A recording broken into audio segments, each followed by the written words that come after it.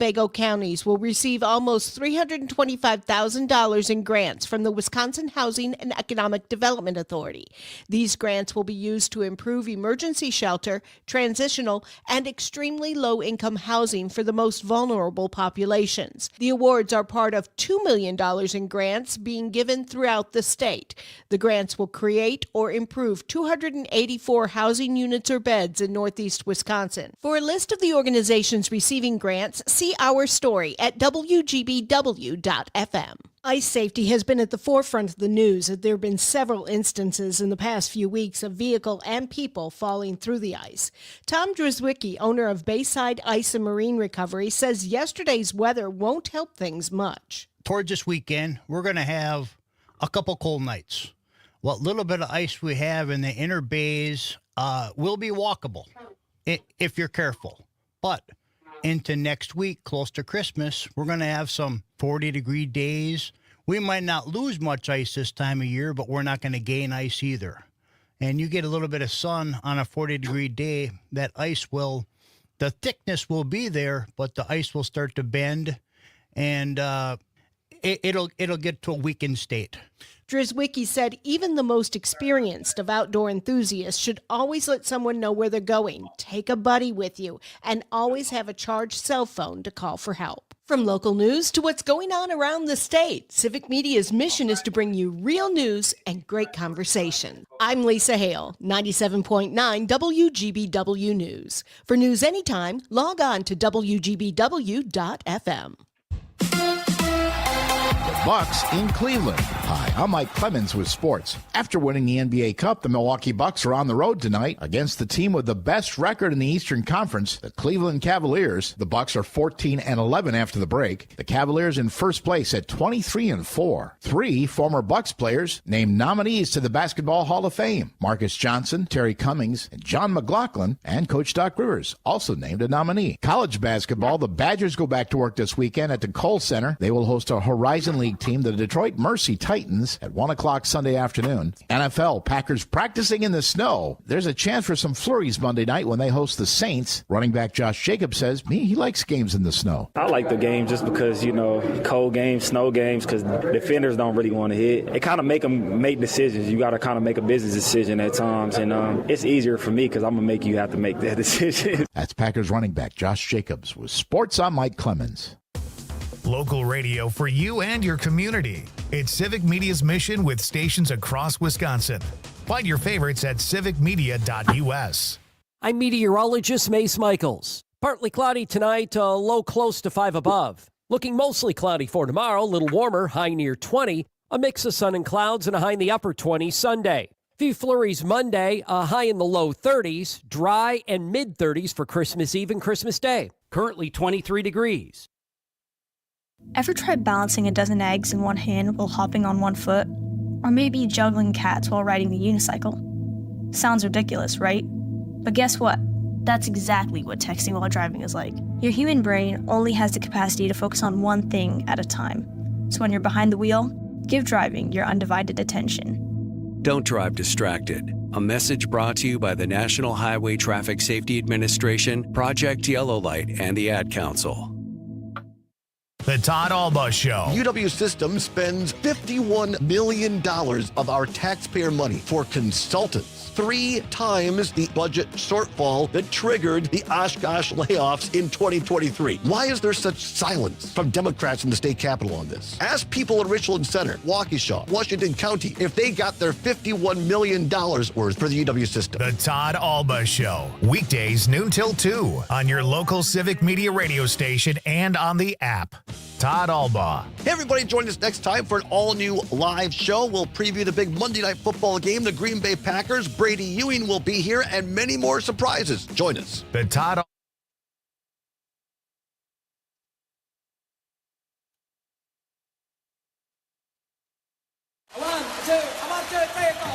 Broadcasting live statewide from the Civic Media Studios in Green Bay. This is Nite Lite with Pete Schwaba, your inside source on everything entertainment from Wisconsin to Hollywood.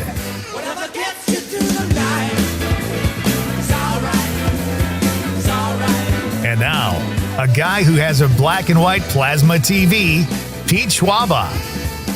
Let's light it up. Welcome, ladies and gentlemen. I hope you are ready to embark on 2 hours of what I hope will be very entertaining radio as we head into the last weekend before Christmas. Conrad, do you remember how excited I got for the last weekend before Thanksgiving? Yeah. Pump it up, buddy. Even louder now. This is great. This is one of my favorite weekends of the year because Christmas is still right around the corner. I know I geek out over Christmas a little bit, but it is great to have you with me, folks. We have a good show tonight. Matt Miller is here at 6:35 to talk about. There's some really good movies opening. He's seen a lot of films. He's way ahead of where I am when it comes to movie watching right now as to what's in theaters. But there's also like a ton of stuff opening this weekend that looks really good too. So we'll break that down with Matt.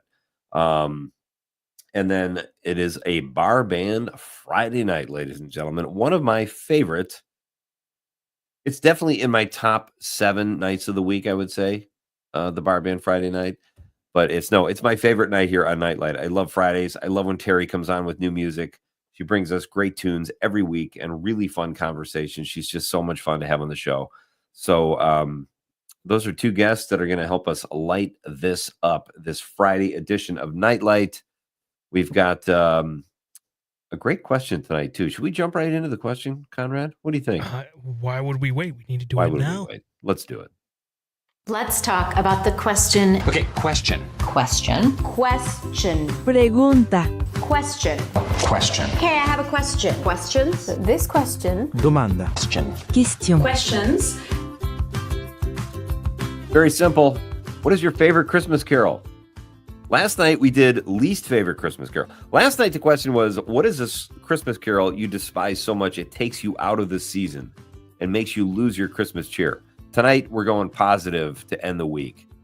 What is your favorite Christmas carol, ladies and gentlemen? You can be sentimental. You can be nostalgic.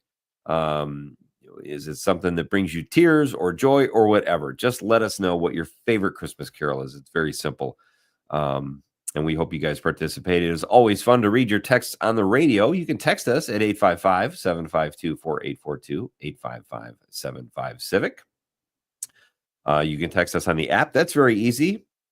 We're on statewide. So if you open up the app, unless there's a basketball game or something in your region, you'll get Nite Lite on any of the stations, and you just click the little icon and fire away.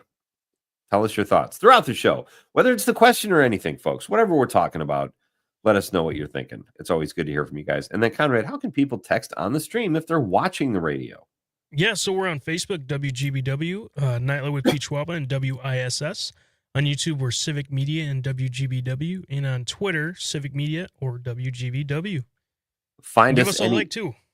Yeah, give us a like, give us a follow, whatever you so desire. But just find us one way or the other and be part of the show. This is the show that helps you wind down at the end of the day. It helps me wind down. I mean, I work most of the day planning this show, and it still helps me wind down because I've done the work. It's fun to come on here and talk about movies and TV and comedy. And in tonight's case, music with Terry. So that will be fun. And yeah, it's going to be a fun show. I saw this, Conrad. You're a fan of It's a Wonderful Life? Yeah. So I saw this article. It said 30 things you didn't know about It's a Wonderful Life. And I thought it was so cool. Just some basic ones. Jimmy Stewart was not always supposed to play George Bailey. Cary Grant was lined up at one point. And I know some people older than me typically love Cary Grant. I don't love Cary Grant. I like Cary Grant. He's fine. But I do not see him as George Bailey. To me, Jimmy Stewart is George Bailey. And obviously that's easy because he's played the role. He's shown us what he can do. And I'm sure there are other actors that would have played the role very well. But there's something movie starish about Cary Grant.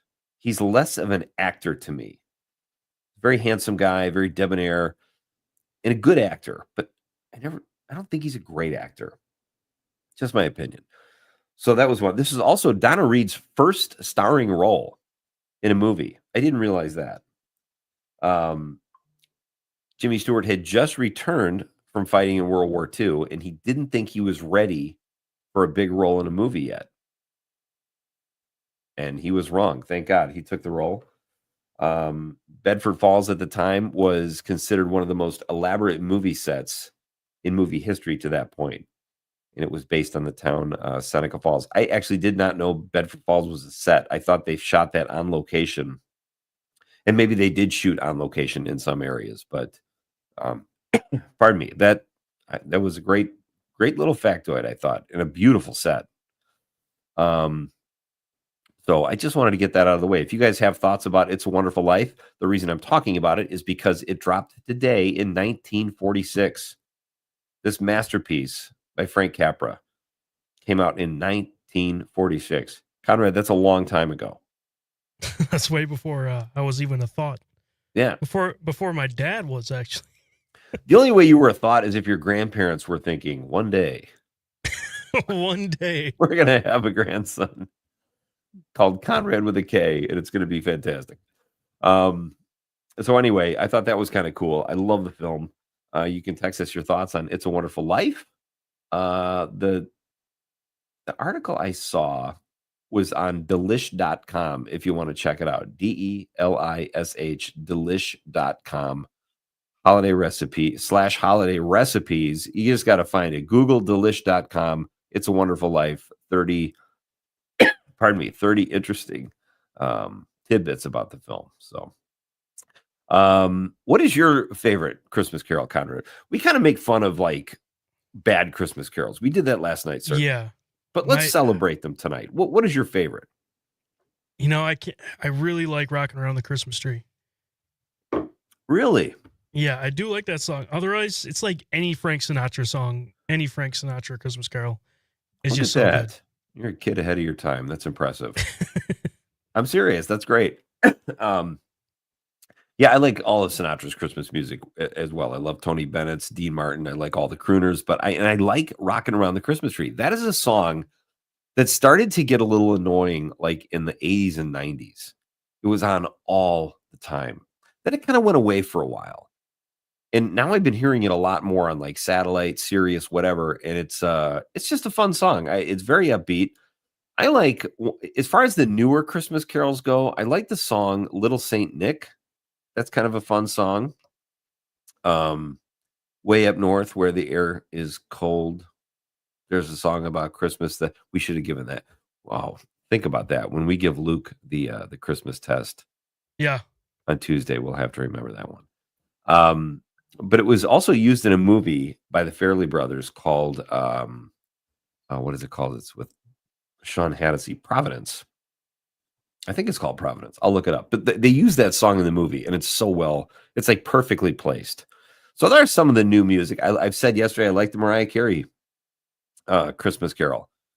All I Want for Christmas Is You. I'm on that bandwagon. I like that song. It's just very happy. It starts off, it's so upbeat. I really like it. As far as new Christmas carols go, I'll say that's my favorite. And probably the classic is probably Oh Holy Night, I would say, would be my favorite of all time. So old school, Oh Holy Night, new school, Mariah Carey. I'm going total full-blown new school. Because I know a lot of people last night when we asked what was your least favorite, a lot of people mentioned that song, just saying it's overplayed. And it is. There's no question about that. Definitely. Yeah.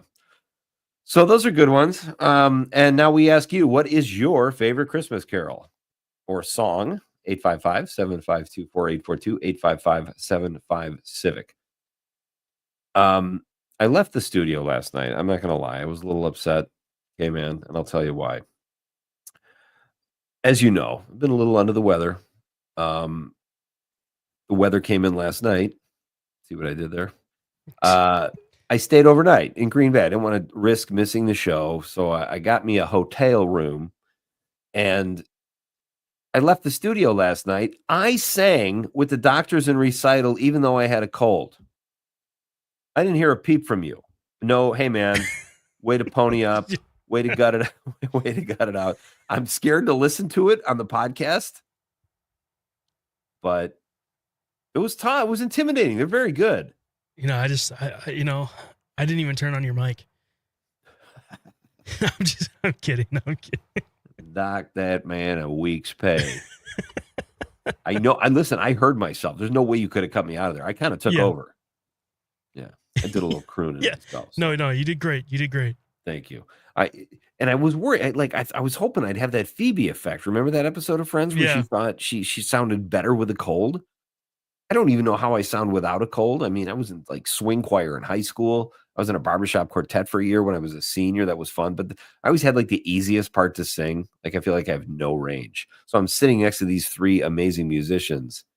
And I kept having to jump in. It was like trying to jump in double Dutch. I'd come in and it's like, no, that didn't sound right. I'm going to hold off. And then I waited. I picked my spot and then I dove in. It was very fun. So that's there last night. And I listened to Jimmy's ripping on my shirt again last night.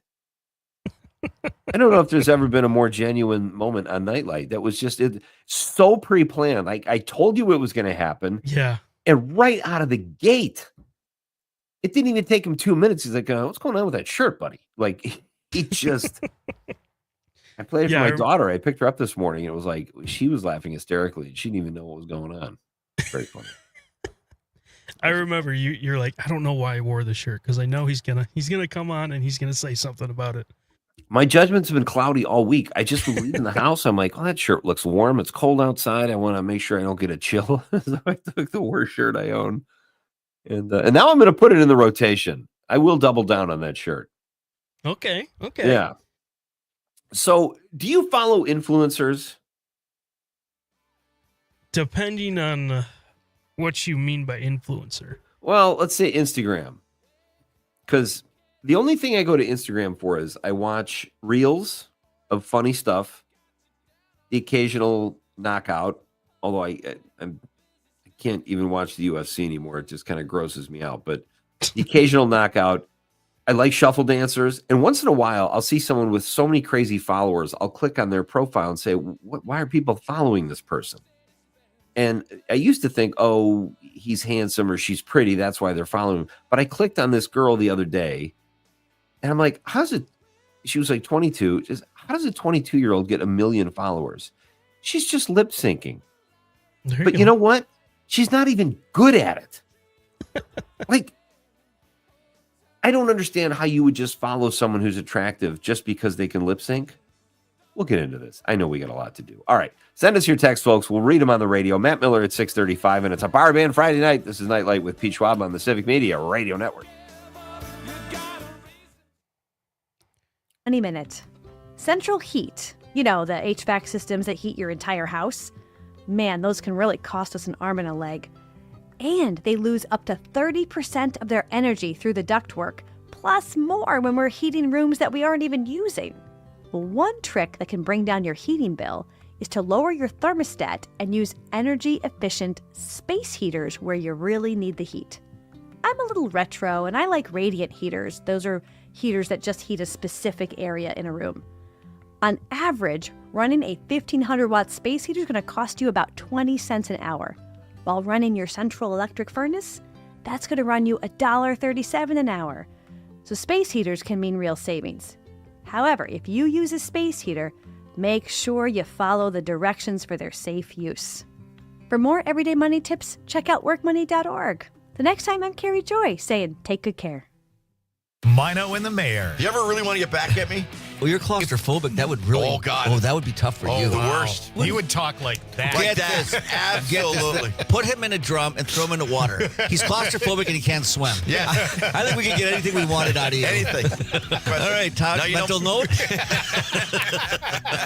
Mino and the Mayor, weekday mornings 6 till 9 on 97.9 WGBW and 98.3 WISS, and on the Civic Media app. The possibility of lung cancer can be pretty scary, especially if you're one of approximately 8 million current or former smokers at high risk. That's why SaveByTheScan.org wants you to know that now there's a breakthrough low-dose CT scan that can detect lung cancer early, and it only takes 60 seconds. You stop smoking, now start screening. For an easy quiz to see if you're eligible, visit SaveByTheScan.org. It could save your life. Save by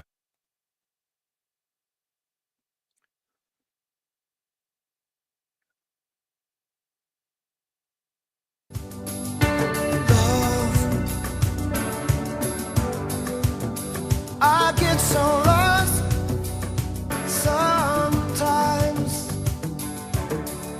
Welcome back. Sometimes I just get whipped up into a frenzy and I can't stop talking.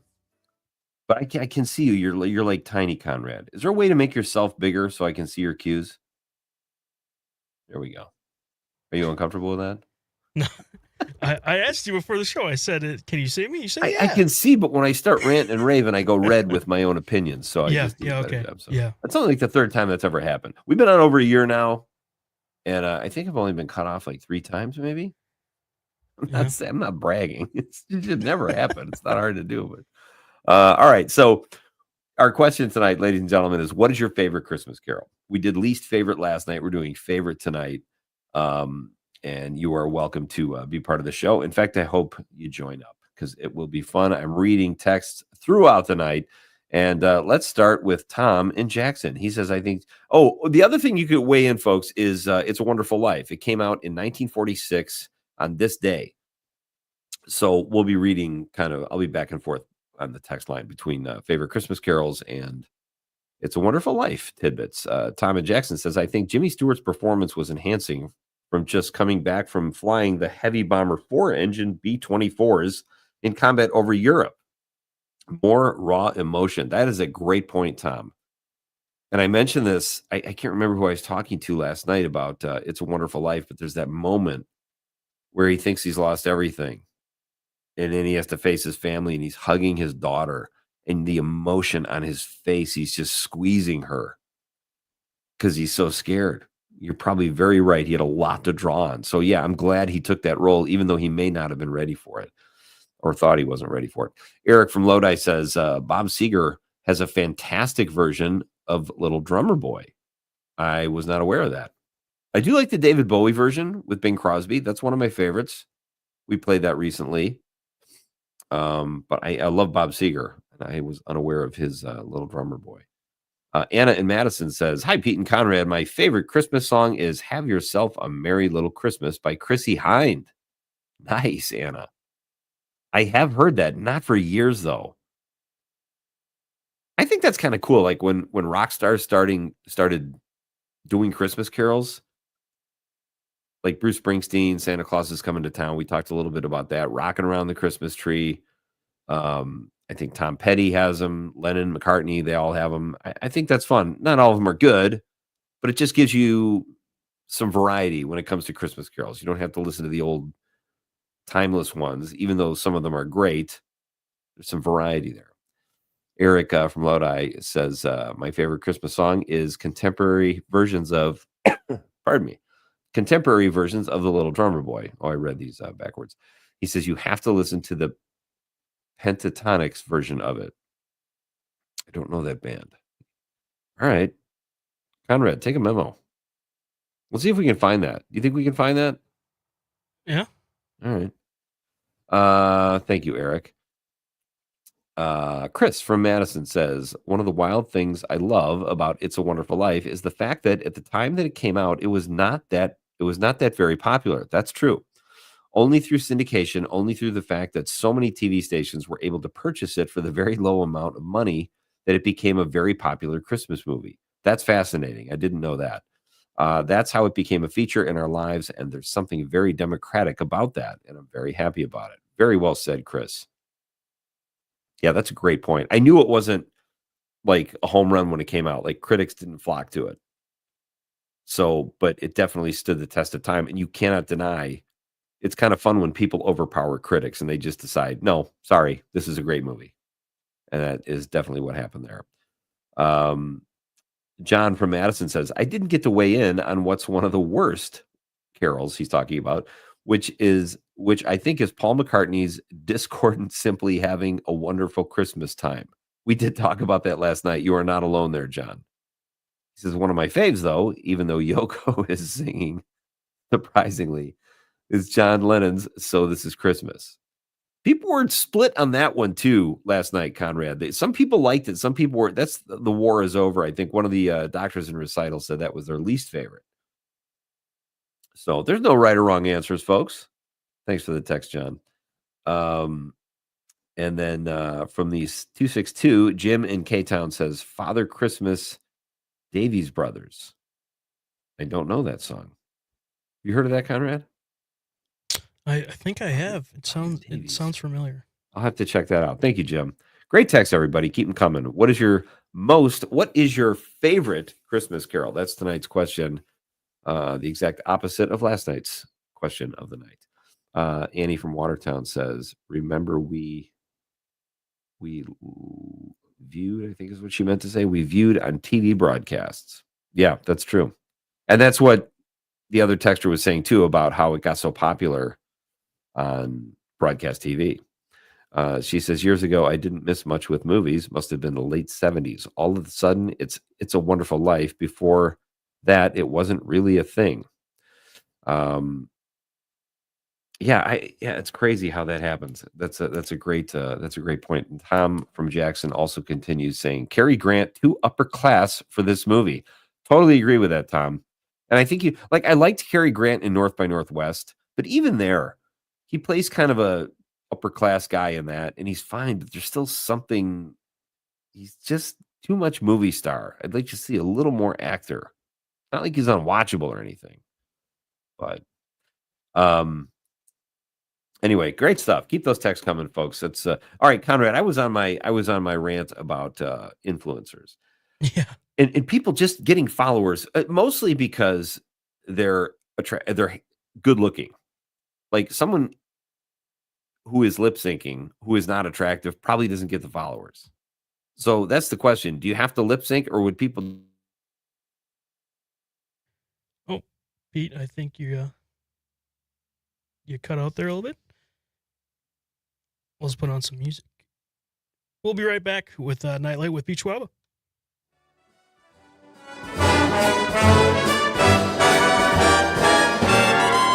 Oh, the weather outside is frightful, but the fire is so delightful.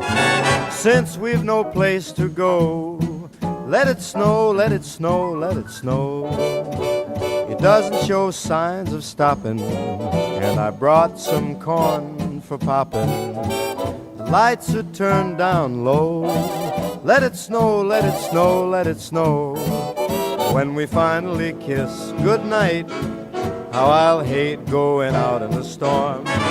But if you'll really hold me tight, all the way home I'll be warm. The fire is slowly dying, and my dear, we're still goodbying. As long as you love me so, let it snow, let it snow, let it snow.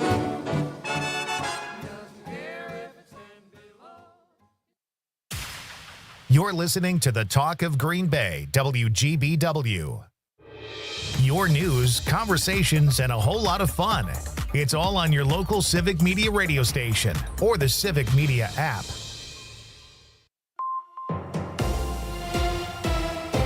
For 97.9 WGBW News, I'm Lisa Hale. Wisconsin Governor Tony Evers and the Department of Workforce Development have announced a 7th consecutive month of record-high employment. According to a press release, Wisconsin's labor force grew by about 7,200 over the month of November to surpass the previous record high set in October. Workforce officials say the state's unemployment rate has remained steady at just under 3%, staying below the national unemployment rate of 4.2%. The employment data is tracked by the U.S. Bureau of Labor Statistics. The Wisconsin DNR confirms the first positive test result for chronic wasting disease in a wild deer in Menominee County. The deer was a hunter-harvested 2-year-old buck. CWD is a fatal infectious nervous system disease of deer, moose, elk, and caribou. Learn more on the DNR CWD webpage. Yule, or the winter solstice, starts at 3:20 a.m. Saturday, December 21st. It marks the longest night and the shortest day of the year. For some, it's cause for celebration as a holiday. Reverend Selena Fox is the senior minister of Circle Sanctuary Spirituality Church near Barneveld. We're part of a legacy that goes across time around the world. Humankind has been observing winter solstice for thousands of years. So to keep alive that tradition and to recognize we're part of that continuity of having happy holidays include good Yule and happy winter solstice. Fox said Yuletide celebrations continue through New Year's Day as the celebration of the solar new year coincides with the calendar new year. I'm Lisa Hale, 97.9 WGBW News. For news anytime, log on to WGBW.FM. On your entertainment beat, I'm Pete Schwaba. HBO is making a preemptive renewal for Dune Prophecy. The network announced ahead of last weekend's season 1 finale that there will be a season 2. The show that stars Olivia Williams and Emily Watson is a prequel based on the novel called Sisterhood of Dune. All 6 episodes of the season can be viewed on Max. The Brutalist is currently playing in theaters and has received incredible reviews. The film stars Adrian Brody, who threw himself into the role, saying it was very fulfilling to work himself into exhaustion. The way Brody described the casting process sounded exhausting too, as he was cast, then replaced, then ultimately found his way back into the lead role of a Jewish architect relocating to America after the Holocaust. Brody and the film are receiving great reviews and serious Oscar buzz. If you plan to check it out, though, pack a lunch, as the film is a healthy 3.5 hours long. For more showbiz fun, tune into Nite Lite with me, Pete Schwaba, weeknights from 6 to 8 p.m. on the Civic Media Radio Network. You can always continue the conversation on social media. Share your thoughts when you find and follow Civic Media on Facebook, X, and Instagram. I'm meteorologist Mace Michaels. Partly cloudy tonight, low close to 5 above. Looking mostly cloudy for tomorrow, a little warmer, high near 20. A mix of sun and clouds and a high in the upper 20s Sunday. Few flurries Monday, a high in the low 30s, dry and mid-30s for Christmas Eve and Christmas Day. Currently 21 degrees. From the Lake Shore to Lake Winnebago. Door to Fond du Lac counties. Northeast Wisconsin is special for many different reasons. I'm Lisa Hale. And I'm Terry Barr. Family and fun. Safe communities and friends. We're featuring all of it as part of New Wisco Weekend, a news magazine show just for you, and highlighting what makes the Fox Valley and Green Bay area a great place to live. Join us. New Wisco Weekend, Saturday mornings at 8, Sundays at 11 on WGBW and WISS and the Civic Media app. The Maggie Dawn Show. Cindy from Appleton. Time Magazine has made the convicted felon the man of the year this year. Shame on them. Time Magazine base their person of the year on impact and like news making. The CEO assassination is pretty much the only news cycle that isn't entirely focused on Donald Trump, and yet it still relates to him because he has no healthcare policy. The Maggie Dawn Show. Weekdays from 2 till 4 on your local Civic Media radio station and on the Civic Media app. Hi, this is Jim Schmidt with Lean Local. This week's show, we discuss stress during the holiday season with Kimberly Johnson from Johnson Counseling.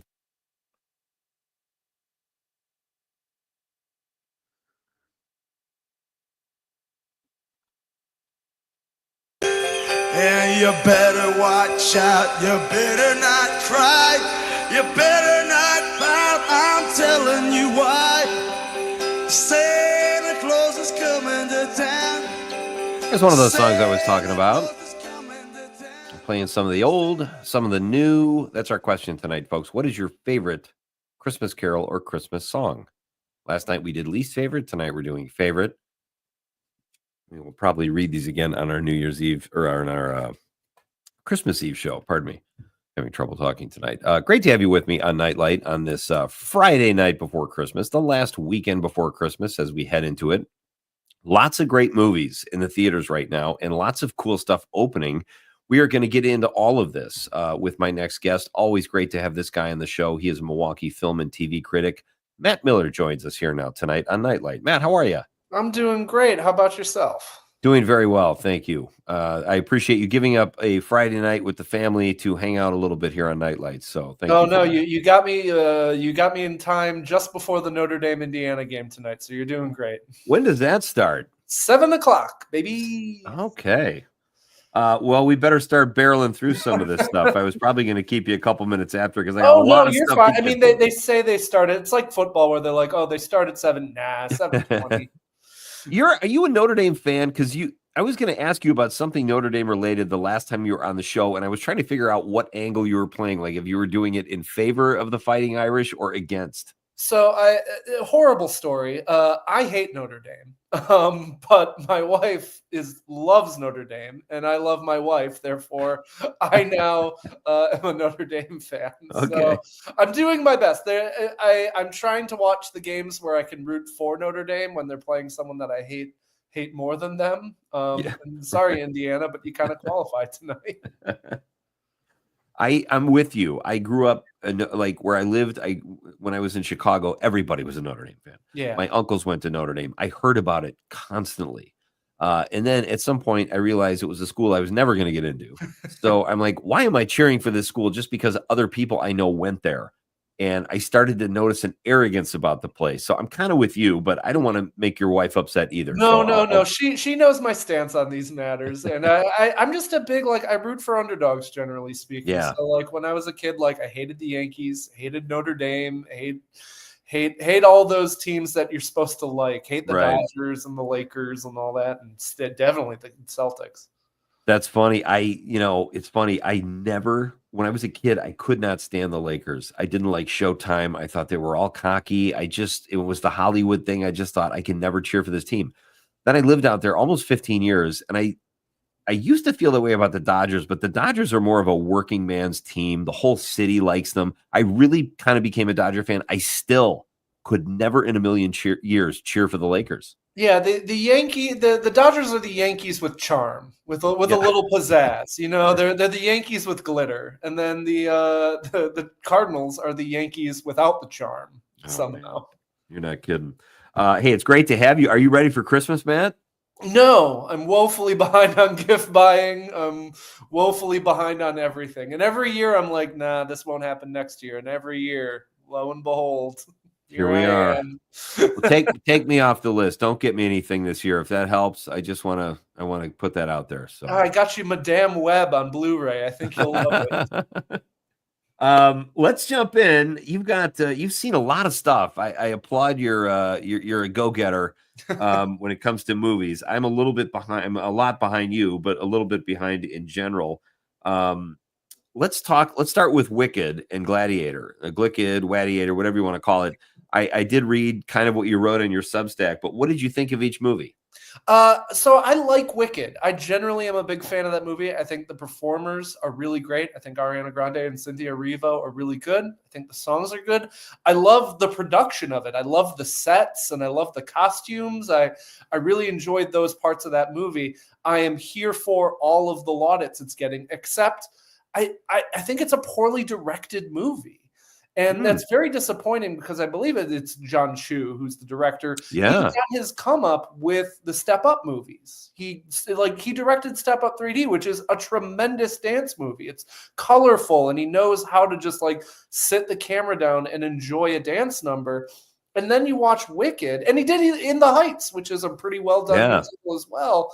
And then you watch Wicked, and he's just weirdly married to blowing out his footage with backlighting and this realistic, and there's the dance number Dancing Through Life, which seems like it's going to be this massive, this kind of really fun dance number. There's good choreography. Jonathan Bailey is really performing well in it, but they edit it and slice it to death so you can't really see some of the cool, interesting choreography going on. And then again, they use this glare-inducing backlight, this natural sunlight coming in, and the result kind of washes the scene out. So it doesn't look as exciting as you want it to. Compare that to a West Side Story, Steven Spielberg's West Side Story, where it's so colorful and he knows how to stay in a long shot and just kind of let the dance and the choreography sing. That kind of upsets me about the movie, and I'll be upset if it gets a cinematography or a director nomination. But honestly, if it gets a Best Picture nomination in January, I won't be too upset. It's the new King's Speech for me, where I think the King's Speech is a good movie, and I think the director's terrible. And unfortunately, hopefully we don't have a case where, the director of a good movie directed poorly gets the reward. I love when I talk to people like you, or every once in a while I'll have someone on the show that makes me realize that I didn't like something. And it was exactly what you were saying with that dance number. I was like, it's a spectacular song. And I didn't realize it didn't work for me until you were just saying that, because I had kind of forgotten about it. But I remember thinking that during the film. I'll say this, Matt. When it comes to directing, not to jump ahead, because I liked Wicked too. I thought it was really good, but Gladiator 2, I liked it, but it seemed like kind of an homage to the first one, and I I don't know if we talked about that already, but I feel like Ridley Scott, he's 30 years older than he was when he did the last one. I felt like he lost his step directorially. It just didn't. There's some stuff about it I just didn't like. Yeah, I agree with you that the movie's kind of a nothing burger in its way. And I do think it's a little too married to the original movie. I was kind of forewarned about that with some reviews, and then I saw it and was like, it wasn't quite as much as I was worried it was going to be. But it has a similar issue to me, Gladiator 2, that Ridley Scott's House of Gucci had, where he can't quite figure out the tone of these movies anymore, where he doesn't quite know if he's making this kind of campy gladiator movie where there's like, crazy backroom Machiavellian things going on, or if he wants to make a serious movie that's about serious topics. And he doesn't know if he wants to be, a satisfying blockbuster. And it kind of ends up not landing well in any of those categories. So you have interesting stuff going on. Sorry about my dog barking in the background. Sorry, I've been coughing all night. I'm actually trying to time my coughing with your dog barking. My dog just has so many thoughts about Gladiator 2, actually. He really likes the two emperors. But it really kind of frustrates. Like, it is a movie that has interesting thoughts and performances. And then you have Denzel kind of hamming it up, which I think is fun. And that, the baboon scene, which would be fun, but it's trying to exist in this realistic kind of world where it wants me to care about, the kind of inequality of the society. And I can't even get into the movie's politics, which are weird, where it's like, oh, Rome is bloated and it's this overabundant city that's lost its way and needs to be destroyed. But also maybe it shouldn't. And also maybe the guy who should bring it is, basically royalty. It's just a very conflicted political movie. It's just kind of a jumble, which is a shame because Gladiator, is such a kind of great classic blockbuster. It's just a really well told story. I know it seems kind of simple and basic to some, movie snobs, but I think it kind of has that Top Gun Maverick thing where it's just like, it knows how to tell a classic good story well with good characters and great special effects and, great spectacle. And this doesn't quite have that. I agree. And Gladiator was less, it just wasn't convoluted. It was well acted. The music was great, well directed. It just didn't, it got out of its own way and just let the story happen. Whereas this, I felt like just what you said with the politics and it's just, and I loved Pedro Pascal in the movie though. I would say even more so than Denzel. Like Pedro, but he's in a different movie. That's the thing. Pedro Pascal is in a different movie than Denzel Washington is in, which is a different movie than the two emperors are in, which is a different movie than Paul Mescal is in because Mescal didn't show up for this movie. I really like Paul Mescal as an actor, but every time the movie is like, oh, this man full of rage, people want to follow him, and I'm like, him? This guy? Yeah. He seems fine. Like, this is our main character. All these interesting performances in this movie, and this is the guy that I have to be invested. Yeah, I thought he had moments, but uneven. It's just he is a good actor, but I kind of agree with you. It's nowhere near the Russell Crowe Gladiator where, he had a career before that. Obviously, LA Confidential is his true kind of coming out party. But Gladiator made him a movie star. And that doesn't happen for Paul Mescal here. It's not a movie star performance. Well put. Matt Miller is my guest. You could check out his work at A Man About Film on Substack. He does great work there, and he is nice enough to join us here tonight on Nite Lite on this Friday edition. Let's jump to another movie people seem to really like, and I'm glad you mentioned this when we were texting earlier. I didn't love it, but Carry On. Oh, no. What did you think about Carry On? I think, we were just talking about movies that know what they are, that, know where they fall. Carry On is a perfect example of a movie that's like, this is a ridiculous kind of premise that we're going to stretch to feature length, and we're going to do it really smart and cleverly and really fun for the people who don't know what this movie is. It is the new Netflix thriller starring Taron Egerton about a TSA agent working LAX on Christmas who gets unwillingly recruited by a terrorist to make sure he gets a bomb through security. And it's really well done. I think it's flashy, but without being distractingly so. I think it's clever in ways and how it dispenses its information. I think Edgerton's a really compelling performer. The villain in the movie is Jason Bateman, who I think is really growing into this kind of villain second career he's got going on. He's I great. think Yeah. he really is good at weaponizing the smarminess that he used for comedy and things like Horrible Bosses and Arrested Development, and weaponizing that for evil in things like Ozark and The Gift, and now this. I think it's kind of almost a perfect, if this movie came out in January, you'd call it a perfect January movie, where it's not an Oscar movie, it's not, some brilliant work of artistic genius, but it's just a perfectly told thriller. And I had a really good time with it. It sounds like you had a little bit less of a great time. They try. It almost seemed like they kind of shoehorned it in to make it a Christmas movie, like Die Hard or something. But here are my issues, Matt. They're very simple. And if you had told me, "Hey, go see this. It's really silly but fun," I might have looked at it differently. I wanted a real thriller. But this film, a couple things. He's sitting there talking with the earpiece in. I'm like, he just looks like he's talking to himself. Like every scene is just him talking, and Dean Norris is watching him like a hawk. And then the guy who dies that Jason Bateman kills, like 20 minutes later in the movie, we got the tox report back, or the forensics report back. That was not a real heart attack. I'm like, you don't get that back in 20 minutes. They're still scraping the body off. And, they haven't even notified the family yet.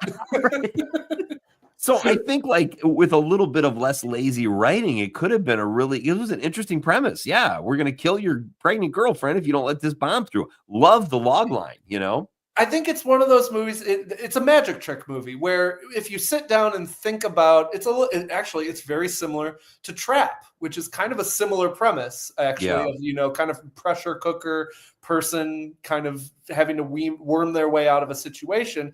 It's one of those movies where if you sit down and you really think about the logistics of the movie, it definitely falls apart.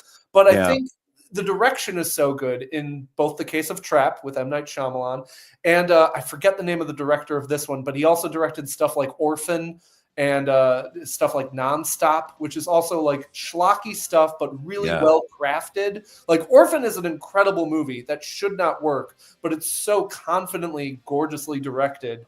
And the script is just a smidge smarter than you think it'll be.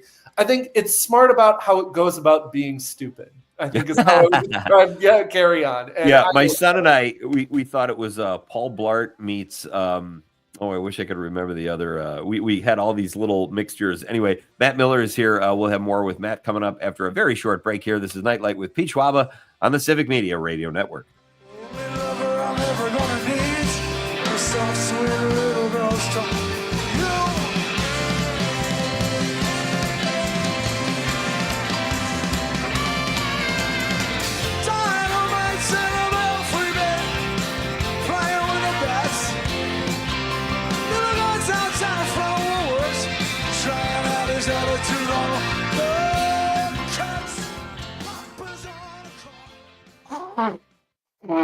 You're listening to the Talk of Green Bay, WGBW, home of Mino and the Mayor.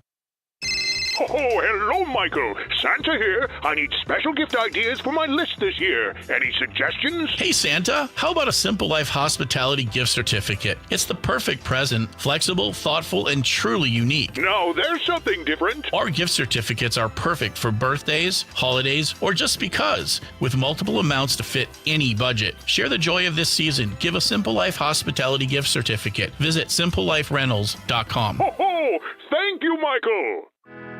I'm Dan Schaefer. Let's recombobulate.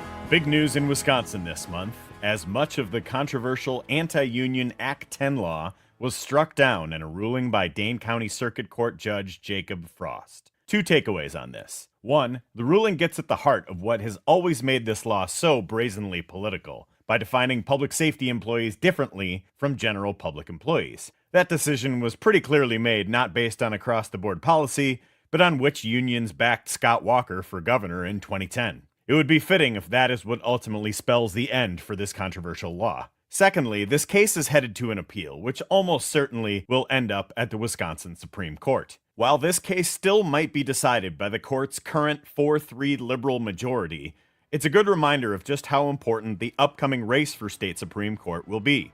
Find all of Dan's work at the Recombobulation area and on our website at civicmedia.us. The holidays are here, and there's no better way to celebrate than sharing our favorite holiday memories with all of you. New Year's Eve, 1999, with all the craziness around Y2K, nobody knew what was going to happen. And we had a square dance in a church basement in Marinette, Wisconsin. And all our family and extended family and friends, there's probably like 100 people there. And nobody knew how to square dance, but that kind of made it fun. So it was a very fun New Year's Eve. Hey, Pete, do you have any warm wishes for all our listeners on WGBW and W?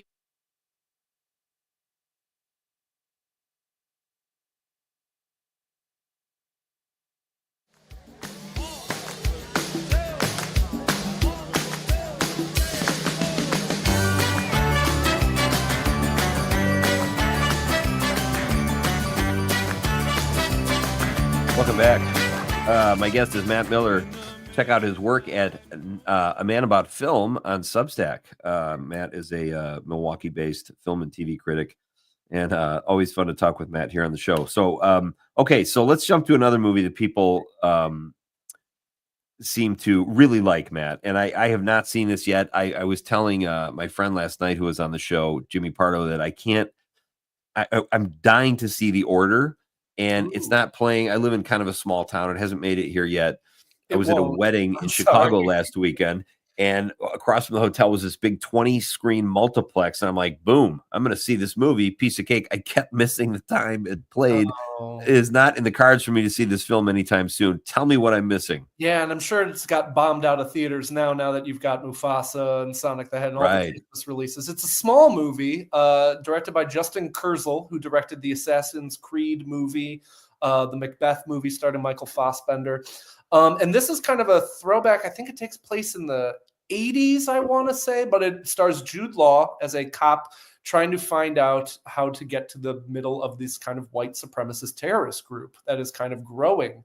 And this is kind of just a really good, like, meat and potatoes cops and robbers movie, essentially, with really strong performances. Jude Law, really good. One of the better Jude Law performances out there. You kind of forget it's him. Nicholas Hoult, who's had a very good winter between this, Juror Number 2, and he's in Nosferatu coming out on Christmas. Wow. He plays the lead white supremacist. It's not a flashy movie. It's not like, this isn't a movie that's going to blow your mind in terms of, it's kind of theatrics or anything like that, but it is kind of a classic detective story. And it's really well done. It unfortunately has some things to say about today's society and kind of, underestimating these kind of growing ugly forces and ugly groups growing underneath our society. I really enjoyed it. I think it's kind of a low-key gem in this time of year. It's a shame that, come Oscar season, a bunch of really good movies come out, but if they're not Best Picture nominees, if they're not movies that are getting a ton of attention, they just immediately disappear. And hopefully people check this one out. Again, it's called The Order, not the most catchy name, not the most obvious name out there, but it's really well done. It's worth your while. Okay. Well, I'm excited to see it. I meant to check earlier to see if it was on like Fandango at home, but I'll definitely check that out. Very well. Be sooner than later. I bet. Yeah. I would imagine it'll probably pop up as a rentable thing sooner than later. Let's talk about another film that's out now that is not getting very good reviews, but audiences seem to be more a fan of it, which isn't all that rare. But Kraven the Hunter. What was your take on that? That good cast, pretty big movie stars, but was it? Do you agree with critics or? It's allegedly a movie I saw. It is the first major motion picture that's ever been projected through the memory eraser from Men in Black. It disappears as soon as you watch it on screen. There's just nothing to this movie. Honestly, the plot isn't interesting. The performances aren't interesting. There's every now and then a performance is like, oh, that's kind of fun, but you can just feel the movie washing through your brain while you're watching it. Yeah, it's kind of, and it's disappointing because I have been enjoying some of Aaron Taylor Johnson's stuff recently. It's got Ariana DeBose, who was really good in West Side Story. It's got Russell Crowe, just normally ham sandwich, he just loves hamming it up these days. The director is great. It's J.C. Chandor, who did A Most Violent Year, and he did Margin Call, got nominated for Oscars for Margin Call. The movie should be better. If anything, the movie should be memorable. Like, say what you will about Madame Web. I remember Madame Web. It is memorably not a good movie. At least there's something aggressively not good about that. Whereas Kraven the Hunter, it is going to be one of the more forgotten movies that exist from this year, and I've already forgotten it. I have not seen much of Aaron Taylor Johnson. I know there's rumors that he's going to be the next Bond. I see his abs all over the internet. They look like AI abs. The guy's got like a 12-pack. Is he a good actor? It depends. I think if you give him a good director, I think he can do. He's one of those kind of actors. Like he kind of is fun in Tenet. I think Christopher Nolan lets him chew in the scenery there. I think he was good in the Kick-Ass movies, or at least the first one. Not much as good in the second one. But then he's a net negative on the Godzilla movie that came out in 2014, a movie that just needs a remotely interesting lead performance to be a really good movie, and he cannot do that. The movie is just, he's not interesting, and the movie's not interested in his character. So I'm glad it seems like the Bond movies are not happening. I just read a report today that apparently Barbara Broccoli, the head of Ion, the head of Bond, is feuding with Amazon MGM right now, who owns James Bond, who technically own the rights to it. And apparently they're like not going to make a Bond movie for a while because Amazon desperately wants them to do a Marvel style franchise where they want spin-offs and they want, a Bond extended universe and all that stuff. And Barbara Broccoli's like, no, I make James Bond movies. That's what we make. And she's very smart because if there's one thing we learned from this past year that we learned from Kraven the Hunter and Madame Web and, Blue Beetle is that audiences' interest in these secondary characters, in these kind of subplot, spin-off characters, not that high. People want to see the real deal. They don't want to see, these expanded universes as much anymore. Ask the Marvels. How'd that work out for Marvel? Yeah, no kidding. So, Matt, can we keep you for a few minutes? Absolutely. All right. We're going to do some news here at Civic Media, award-winning news that is going to keep you informed, folks. And then when we come back, I'm going to ask Matt about some of the movies that are opening. This is a pretty good weekend, in my opinion, of movies that are coming out on Christmas Day. We'll cover that next with Matt. And then we'll read some more of your texts on our question of the night, which is, what is your favorite Christmas carol? Get in on the fun. It's Nite Lite with Pete Schwaba, a Friday edition here at the Civic Media Radio Network.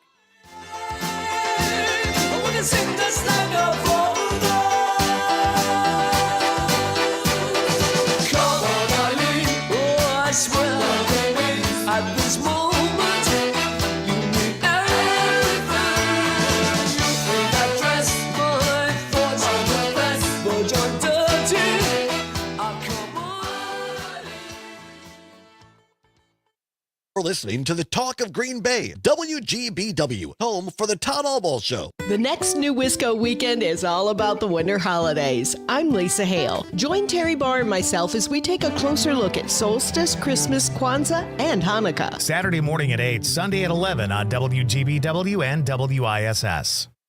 Uh-oh, Brad's buzzed. Oh, yeah? Yeah, he's starting with the woots. And now a speech. I just want to say that friendship is about heart and brain. Who's with me? Good thing is, he knows when he's buzzed. And my brain is saying, when it's time to go home, somebody call me a ride. Love that guy. Me too. Know your buzzed warning signs? Call for a ride when it's time to go home. Buzz driving is drunk driving. A message from NHTSA and the Ad Council. Enjoying this local program? Find the complete Civic Media lineup at civicmedia.us or the Civic Media app. This is 97.9 WGBW Denmark, Green Bay's real news and great conversation, a Civic Media radio station. This is a special report from ABC News. Government shutdown watch. I'm Richard Cantu. A step forward in averting a shutdown. The yeas are 366, the nays 34, one member voting present. The bill is passed. The House passing and sending to the Senate a bill to keep the government running past tonight. The bill would keep agencies funded through March 14th. It provides full federal funding for the repair of Baltimore's Francis Scott Key Bridge. It bolsters disaster relief and farm aid. But other provisions negotiated and agreed to by Republican and Democratic leaders were stripped out. For the moment, the GOP has set aside President-elect Trump's demand to get Congress to lift the debt ceiling. Republicans say they'll tackle that when they hold the majority in both houses early next year. ABC's Stephen Portnoy in Washington. House Speaker Mike Johnson. We are set up for a big and important new start in January. We can't wait to get to that point. We encourage swift passage in the Senate. This is ABC News. In the market for a home loan? It's time to meet Kristen Ambos, the top 1% of loan originators in the U.S. and the #1 female loan officer in Wisconsin for 2 years running. With over 20 years experience, Kristen and Point Mortgage Corporation are here to serve all of your lending needs, from conventional to FHA, USDA, and VA loans. Plus, with their rate match guarantee, if they can't beat your pre-approved rate, they'll pay you $500. Call Kristen Ambos today at 920-606-1156 and let her and Point Mortgage make your home ownership dreams come true. For 97.9 WGBW News, I'm Lisa Hale. Staying safe on the ice requires a bit of preparation and forethought, says Tom Drzwicki, owner of Bayside Ice and Marine Recovery in Swamico. You should fish with somebody else. You need a charged cell phone. You need a noise-making device. You need an air horn. You need a whistle. These ice picks that go around your neck for a self-rescue, they're like two little ice picks that on little handles. They've been around for probably 50 years. They work very well. Drzwicki says the most important safety measure is to let people know where you're going. He says yesterday's snowfall on top of thin ice will be messy and dangerous as temperatures rise over the next week. Following Monday's school shooting in Madison, there's a cloud of collective grief throughout Wisconsin. Then there are the people with their own struggles, missing a loved one, a broken relationship, or just being away from the people they care about. According to the National Alliance on Mental Illness, 64% of people with depression report that the holidays just make them feel worse. Psychiatrist Dr. Ibrahim Sablaban says that sadness is a universal human emotion and should be embraced. The worst thing somebody can do is really try to suppress feeling human, really suppress feeling lonely, feeling sad, feeling a sense of loss. It's very easy to say, oh, I need to get my mind off of so-and-so who passed away, but that's not the healthy way forward. If you or someone you know is struggling with a mental health crisis, help is available 24/7. Call or text 988, the Suicide and Crisis Lifeline, to connect with someone for free and confidential support. From local news to what's going on around the state, Civic Media's Bucks players in the Hall of Fame? Hi, I'm Mike Clemens with sports. The Naismith Basketball Hall of Fame has posted their nominees for this year's class of inductees, and 4 Milwaukee Bucks are on the list. Marcus Johnson, who played 11 years with the team. Terry Cummings, who had an 18-year career in the NBA, 6 with Milwaukee. John McLaughlin, who was on the 1971 championship team, nominated as an NBA contributor. And head coach Doc Rivers, who was on a list of one of the top 15 coaches of all time in the NBA. The finalists to be announced during the All-Star break in February. The Bucks are on the road tonight in Cleveland, taking on the first-place Cavaliers. NFL, the Packers holding practice in the snow yesterday, getting ready to host the Saints. Matt LaFleur says he wants to see his team dominate on Monday night. We have not played a complete game, I would say, in all 3 phases in the same game. There's been moments, but it always comes back down to focusing on yourself, and I don't care who you're playing in this league. That's Packers head coach Matt LaFleur. With sports, I'm Mike Clemens. I'm Lisa Hale with WGBW News. Your news in depth. Find it in the news section at WGBW.FM. I'm meteorologist Mace Michaels. Partly cloudy tonight, low close to 5 above. Looking mostly cloudy for tomorrow, a little warmer, high near 20. A mix of sun and clouds and a high in the upper 20s Sunday. Few flurries Monday, a high in the low 30s, dry and mid-30s for Christmas Eve and Christmas Day. Currently 21 degrees. Are you prepared for an emergency or disaster? Because it's not a matter of if, but when. Don't find yourself saying, when the storm rolls in, my time to find a pet-friendly evacuation center will have run out. The scorching heat wave will leave me powerless to cool my insulin. I'll face a hurricane without meds. Now that's a tough pill to swallow. Let's prepare so we all have a better story to tell. Get started at ready.gov/older adults. Brought to you by FEMA and the Ad Council. The Dom Salvia Show. How about this one? Harvey K., a Delano Democrat. The problem with that is that was his mother's family name. You might not realize that he had a father, too. Come on, man. Subscribe to my arguments, and you can call a Dom Democrat. All right, I'll take a Dom Democrat. But Franklin Delano Roosevelt, a big favorite here on this show. The Dom Salvia Show. Weekdays from 4 till 6 on the Civic Media Radio Network and on the Civic Media app. Dom Salvia. Next time, our favorite Delano Democrat, Harvey K., will join us. Plus, does MAGA have their pitchforks and torches?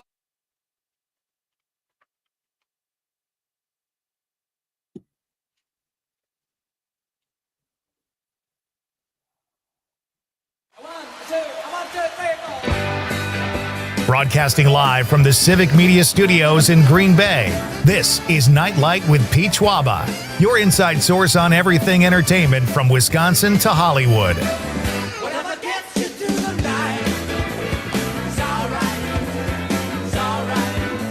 And now a guy who doesn't believe in sex after marriage, Pete Schwaba. Welcome back. We have a few more minutes here with our guest, Matt Miller, before we let him go either cheer for or against Notre Dame. He sounds on the fence, but we will let him out of his non-existent contract here. But I do want to say, folks, get in on the fun. We have a lot of texts we have to get to. What is your favorite Christmas carol? That is tonight's question. We'll probably read them again on the Christmas Eve version of or episode of Nite Lite. Matt, I want to tell you, I got a text from Joe in the 715. He says, great points about shared cinematic universes by Matt. Sick of them. However, this is a complete contradiction, but the new Superman movie looks really good. So I know you said you saw the trailer. What do you think? It's true. I do think the new Superman movie looks pretty good. It's James Gunn, who did really good work. Obviously, he turned a sentient tree and a sassy raccoon into movie stars with Guardians of the Galaxy. And I've liked a lot of his stuff. I believe he co-wrote the Dawn of the Dead remake. That's really good. I think it looks really good. The part that I don't like about the Superman trailer is when it becomes a parade of other superheroes. When midway through the trailer, it's like, Green Lantern will be there and Hawk Girl will be there. You're excited about Hawk Girl, right? And Mr. Terrific or whatever. Not to be confused with Hawk Tua Girl. It's a totally different kind of superhero. Yeah, this one saves people, whereas Hawk Tua Girl scams you of crypto. Who would have guessed that the Hawk Tua Girl might not be a responsible financial choice? Yeah, I got to read up on that. I just saw some tidbits. You really don't. You really don't. One of my pet peeves is when I started hating superhero movies when they all had to be friends and figure stuff out. Like, it's more gritty and street and whatever when it's Batman being a badass or Superman or just one superhero. Why do we have to combine them all? I just think we forgot how the Marvel Cinematic Universe started. We forget that it started with a really good Iron Man movie. And then it went on and had a good Thor movie. Right. And had a good Captain America movie and had a good, they set the groundwork and they were like, hey, you like Iron Man, you like Thor, you like Captain America. We bet you'll like them all in the same movie. And we did. And now they're trying to wedge these heroes in other movies, and every movie feels like a spinoff of another movie, which feels like a spinoff of another movie. Nothing feels like the genuine article anymore. Yeah. And that's very frustrating. And it's the reason why people are tuning out of a lot of these comic book movies that, they're trying to do these expanded universes, and they're trying to do it with these kind of minor characters that they're not even really establishing well. So listen, I really hope Superman turns out to be good. Hollywood and movie theaters, and they're kind of like the Yankees and the Dodgers, where you don't root for them, but the sports are better when those cities are good, when New York is involved and when LA is involved. That's how I feel about comic book movies, where it's like, I don't love them. I don't think they're the best things ever, but Hollywood's probably in a better place if those movies are good and make a little bit of money. Yeah. Absolutely. Right now, I'd be fine if adult dramas did well too. That'd be great. I would love that as well. So there's some good films, kind of a nice assortment opening this week, Matt, the weekend. And then on Christmas Day, you've got A Complete Unknown Christmas Day this weekend.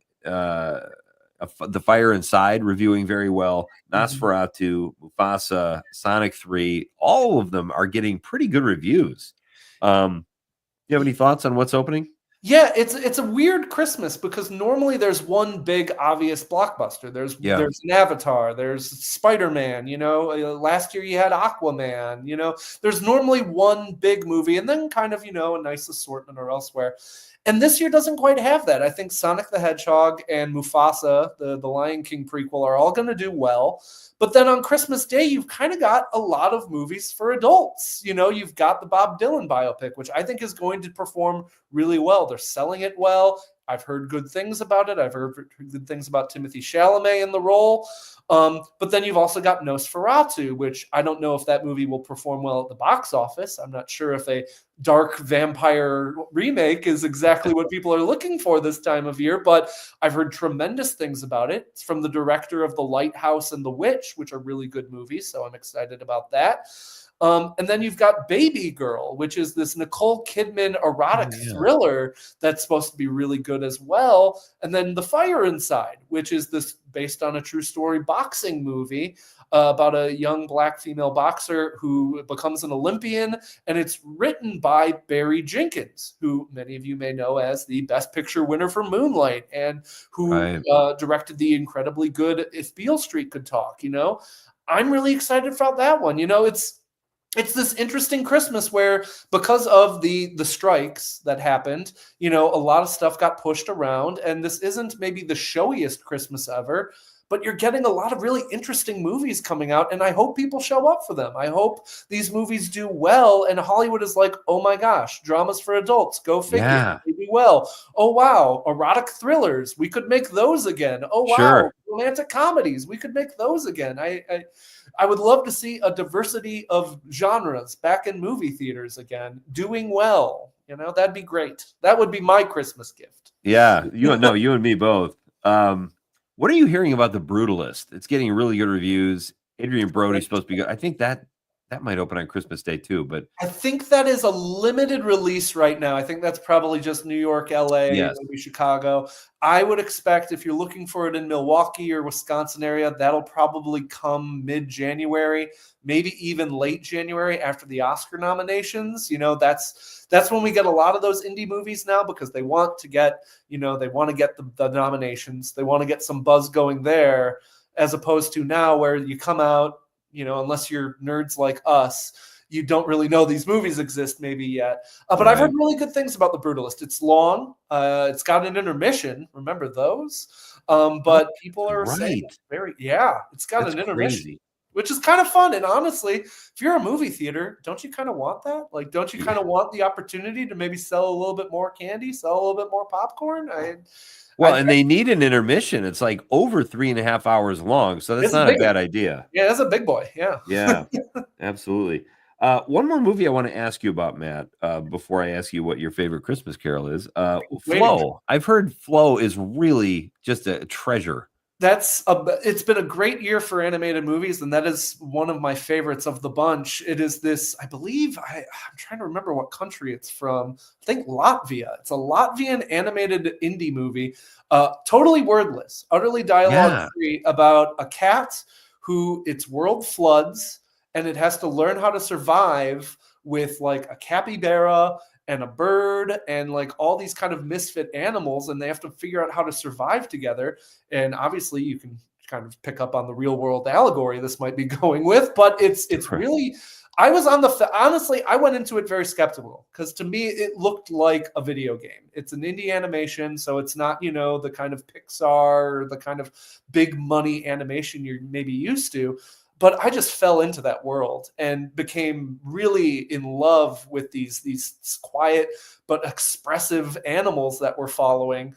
And it's a beautiful story, really compelling. I believe it is still showing right now at the AMC Mayfair in the Milwaukee area. Highly worth your time checking that out. Hopefully it gets a little bit of a wider release when more nominations come out, and it hopefully picks up maybe a few more awards along the way. But yeah, that's one of my favorites of the year. Flow, Flow, really good to know. Yeah, that's on my list too. This has been fun, Matt. We covered a lot of ground tonight, buddy. Do you have a favorite Christmas carol? Absolutely. It is the Christmas song, the chestnuts roasting on an oven. That song feels like a warm mug of hot chocolate to me. I hear that song and it feels like Christmas. I hear it and my brain just the Christmas lights appear. I just think that song is just a 2 minutes of wonder. It is great. And do you have a favorite, the Nat King Cole, or just does it matter? I think I'd probably go Nat King Cole. I think I'd go class, but I think that's why it's so good too. Is no matter who sings it, as long as they have a decent, respectable voice, as long as they're not me singing it, it's a beautiful song. So it's perfect. It's like the Ave Maria of Christmas. It's perfect no matter. Oh, nicely put. Thank you, buddy. This is fun, Matt. I hope you have a great Christmas. Great holidays, and good luck or bad luck, Notre Dame. However you want to dice this thing up is totally up to you. I'll win either way. If they lose, I won't be heartbroken, and if they win, happy house. Fantastic. Thank you, buddy. Have a great night. You as well. Thanks for having me. All right, that's Matt Miller. Check out his work at A Man About Film. He does great work on his Substack. If you Google Matt Miller, A Man About Film Substack, you will find all of Matt's writings, and they're all very good. Do we have time to read some text here, K-Man? Yeah. Let's get to it. This is a good question. People are getting into it. I'm going to try to scroll up here. Where am I here? Okay, here we go. Mary from Tosa says, Feliz Navidad, #1 for me. You know what's crazy is, who would have thought Christmas songs or carols could be so polarizing? Because we heard Feliz Navidad last night is people's least favorite. Yeah. But I think it's more about being overplayed. But I'm with you, Mary. I love that song. It's just such a happy song. I love it. Tom from Jackson says, has anyone mentioned the Christmas music compilation called Christmas in the Air by Walter Schumann? This was from around 1959. Beautiful sound, especially in stereo. Real earworm. I'm not familiar with that, Tom. But you know what? That's what we're all about here. So thank you for sharing that. And if people are interested, check that out. That's Walter Schumann, Christmas in the Air. Cool. From the 262, Jim in K-Town says, just remembered the Kinks. What was their song? Yeah, they did a Christmas song. I can't remember. I'll Google that, though. Thank you, Jim. Eric from Lodi says, I'm with you, Pete. Silent Night is my favorite classic Christmas song. You should try out Enya's Celtic version of it. Eric, I had like 3 CDs of Enya in the 90s, and I would put it on as background music. I love that music. I don't know if it's because I have Irish blood or what the deal is, but it's just it's like a little background escape. So thank you for the suggestion. Judy from Lodi says favorite Christmas songs: Silver Bells by Bob Hope, a wonderful singer. Last Christmas by Wham, love George Michael, and any classic songs like Ave Maria by Bing Crosby or others. Love old school singers. Judy, I am with you.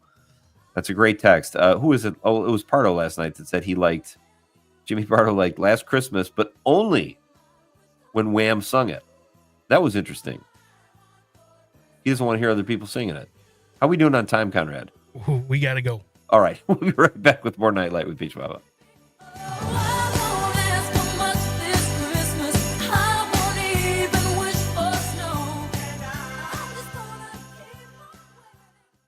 You're listening to the Talk of Green Bay, WGBW, home for Matt and Air on Air.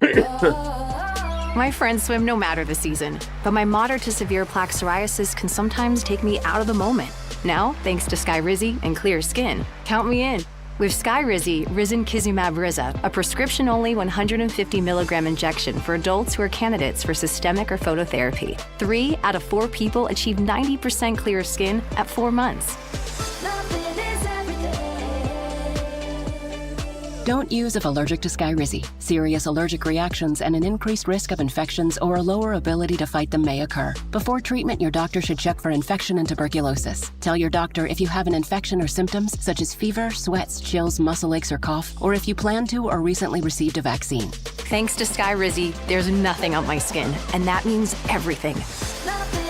Ask your doctor today about Skyrizi, the #1 dermatologist-prescribed biologic in psoriasis, and visit skyrizi.com or call 1-866-SKYRIZI to learn more. Maintenance Management Plus in Swamico would like to thank the medical field, first responders, and all essential workers for always keeping America safe and strong. You truly have been the backbone of our country and deserve our admiration. As we keep moving forward, it's important to get out there and support small businesses. Always shop local and buy American. Maintenance Management Plus, leading the way because together we all win. Proud to be part of the community and always working to make it better. The Todd Alba Show. UW Systems spends $51 million of our taxpayer money for consultants, 3 times the budget shortfall that triggered the Oshkosh layoffs in 2023. Why is there such silence from Democrats in the state capitol on this? Ask people in Richland Center, Waukesha, Washington County, if they got their $51 million worth for the UW system. The Todd Alba Show.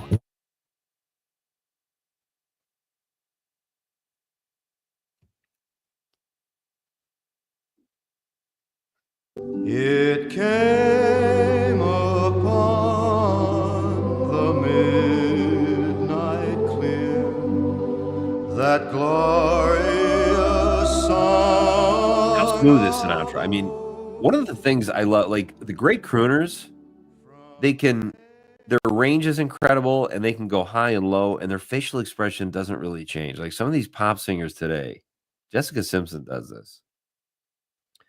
And maybe Bieber. Are you still a believer? We talked about that last night before the show about I showed you a little bit of his song Mistletoe. Yeah. And you're like, I could do without it. I didn't hate it, but my point was that like when you're a great singer, you don't have to contort your face to hit notes. Like, and that's what I love about the crooners. And Sinatra was so great at that. Or I would say if you don't have to do a Christmas song either. If you're a great singer, you don't have to do one. Exactly. I think they feel like they have to, though.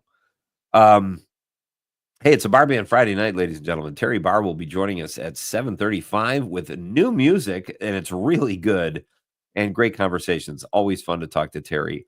Also, if you have a New Year's resolution, we're going to have a special New Year's Eve show here that we're going to pre-record, so we will not have a question that night.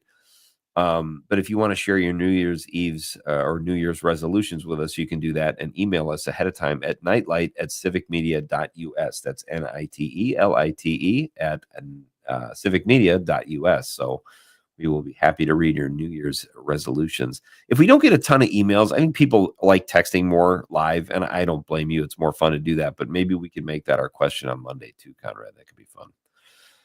Or next Monday, get some New Year's Eves. I need some suggestions. Every year it's like soda. I'll give up soda.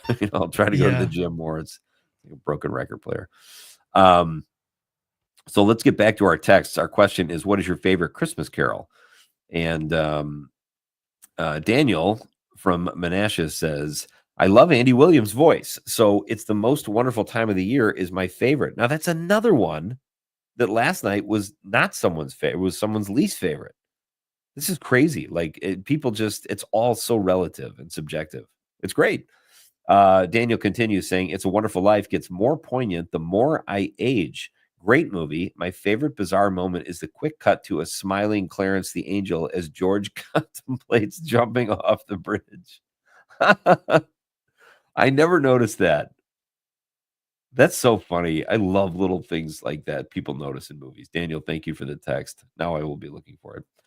Tom from Jackson checking in again says also Silent Night by Mercy Me. They do the song in a bluegrass style. Once you hear it, you will want to hear it again and again. Getting some great suggestions here from Tom. He is our aficionado on good Christmas carols for sure. Thank you, Tom. Judy from Lodi says, again, love It's a Wonderful Life. I take to heart if the message that friends and family is more rich and happy than a rich man like Potter. Love over money is a wonderful film with a great cast and story that I must watch every year. You and millions of other people, Judy, and there's kind of a cool thing in that too, to connect in the collective consciousness of everybody through a movie. How cool. Tom from Jackson again says, old Christmas movie, Christmas in Connecticut, 1944, with Barbara Stanwyck, Sidney Greenstreet, and Henry Morgan. Oh, Colonel Potter. Fun old movie. Thank you, Tom. Again, Tom checks in again, says, also one of my favorite 1942 movies has to be I Married a Witch with Veronica Lake. Interesting. I have not seen that. Veronica Lake, a beautiful movie star in the 1940s. Not as well known as some others, but she was a good actress too. Tom continues saying Veronica Lake has her signature hairstyle and is so petite and cute in the movie. The leading man was Frederick March, great actor. Tom, where you been this whole time? I mean, I know Tom's texted before, but I think we hit a chord here. He knows a lot about what we're talking about tonight. It's fantastic. Steady Eddie texts in and says, Pete, when I was 5, my favorite Christmas song was Jingle Bells. Jingle Bells, Batman smells, Robin laid an egg, Batmobile lost a wheel, and the Joker got away. That's kind of clever. I remember singing that too. Not bad lyrics, though, even though it's just kind of a parody. As an adult, some of my favorites have been Nat King Cole's The Christmas Song, Vince Guaraldi's O Tannenbaum, The Carpenters' Merry Christmas, Darling. I can't pick just one. He continues saying, Pete, I've been working on my Jimmy Stewart impression. Please fill in for me, Pete, and do your Jimmy Stewart in my place if you feel well enough. Steady Eddie just made me cough. I'll try to do some Jimmy Stewart. Conrad, remind me, okay?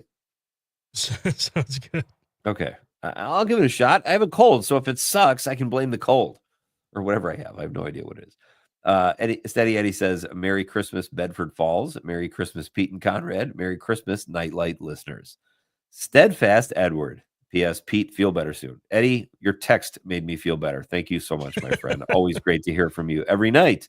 In fact, if I had a fever, Eddie's text is good enough to bring it down a couple degrees. I don't have a fever, but I don't. And just like that, you're healed. Just like that, the healing powers of a Steady Eddie text. Jim from Appleton says Emerson Lake and Palmer. I think he means Palmer. He says Emerson Lake and Palmer. I believe in Father Christmas. My favorite classic one is Carol of the Bells. Yes, great song. God, there's so many you forget about them. When I was a kid, we had my parents had a Christmas album by the Raycon of Singers, and they did Silver Bells and Frosty the Snowman, and they were just such a fun. They were so voice talented. And the first thing I did when I was an adult, I went out and I bought the CD of the Raycon of Singers, and a lot of these songs people are suggesting here remind me of that. So, kind of a fun night, fun question. We have to reread these, Conrad, I think, on our Christmas Eve special. Of course, yes. When we give Luke when Luke drops by for his quiz. Father Christmas, got a call. Okay, who called you? Whose text was that about the Kinks? Yeah, I'm looking back. I just gotta find that again. The song was Father Christmas. I know I've heard a Kinks Christmas song, but for some reason, I've just completely forgotten about it. And he did sing it for me a little bit. So he did sing what? he said, I think it was that was Jim from K-Town. So Jim from K-Town. Okay. Tom is saying no sound. Are we having technical issues, K-Man? Or is that the name of a song I'm not pronouncing properly? All right, it's a bar band Friday night, ladies and gentlemen. Terry Barr will join us after Civic Media's award-winning news team keeps you informed. We are barreling towards the last weekend before Christmas. Great to have you with me on this Friday night. This is Nite Lite with Pete Schwaba. We're coming right back.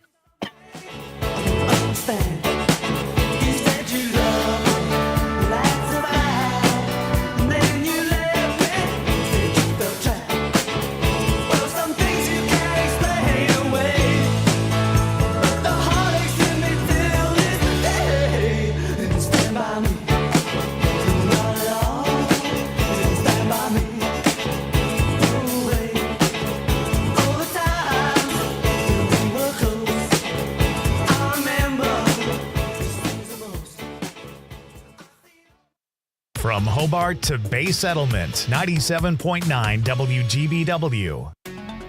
This is your local Civic Media radio station. Want to hear even more? Anytime? Find all of it at civicmedia.us.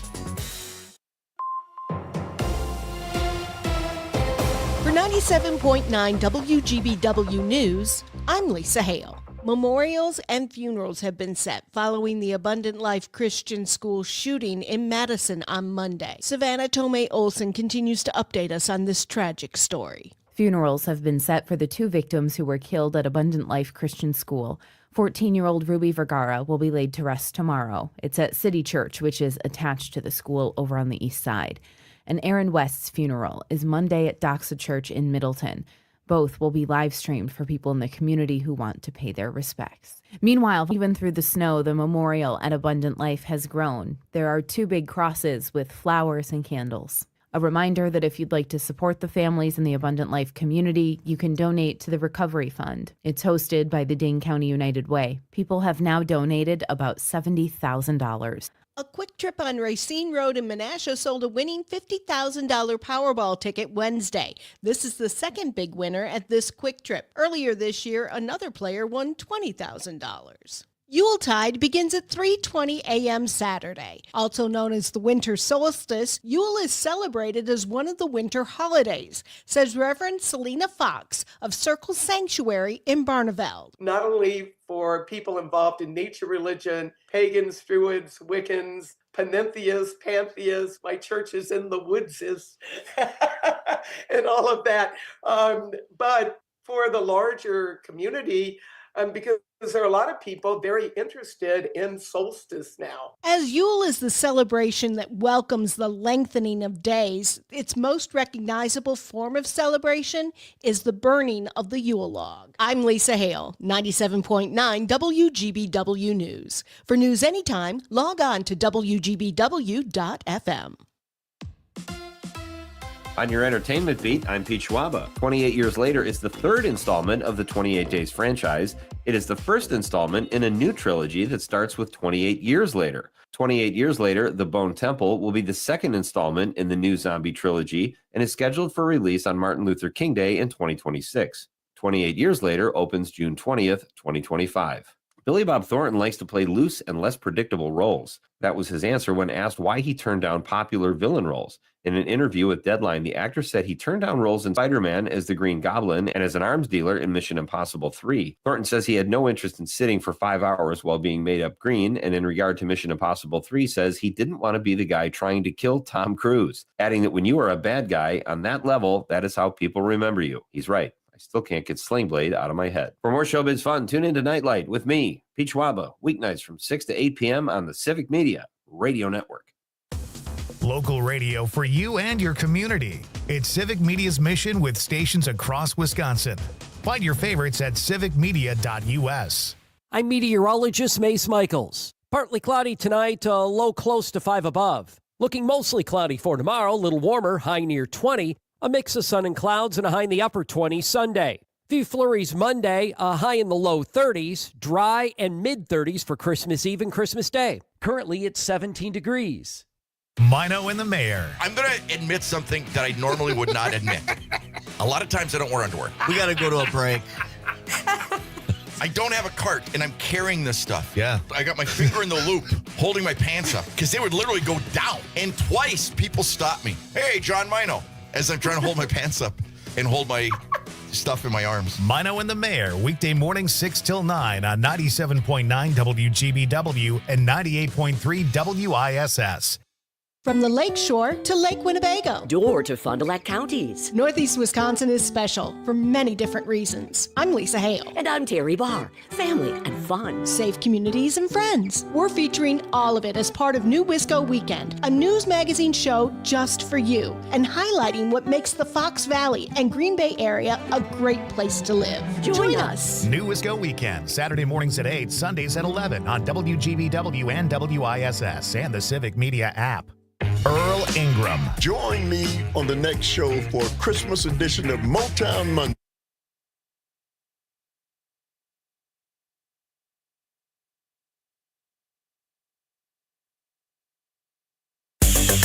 Hi, this is Jenny Slate, and you are listening to Nite Lite with Pete Schwaba. Time to check out original music with Bar Band Friday on Nite Lite. Now, your host, Pete Schwaba, and special guest, Terry Barr. The award-winning Terry Barr, ladies and gentlemen. She's won so many awards. She needs 2 mantles over her fireplace. It looks a little strange in the living room, but you got to be able to put those awards somewhere. She is one of the hosts of Max Inc. Radio and does so much here at Civic Media and is our friend and our favorite guest of the week on our favorite night of the week. Terry, how are you? Hey, Pete. I'm good. How are you? Doing well. It's nice to see you, I actually. know. Look at us. We're actually sort of on TV together. If anybody Yes. can see the video stream, I'm actually here with you. I got a new computer. I So all know. these wonderful new things are happening. They're here to stay. Computers are not going anywhere.